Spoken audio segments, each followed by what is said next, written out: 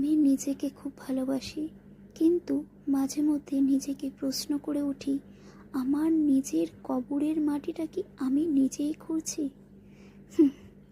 জানি না।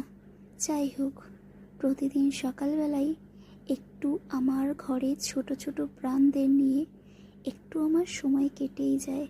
ওই যে ঘুম থেকে উঠে জানালাটা খুলি সূর্যের আলো দেখার জন্য, সেরকমই আমার ঘরে ছোট ছোট প্রাণ যারা আছে, তো তাদেরকেও একটু সূর্যের আলোয় খেলতে দিই।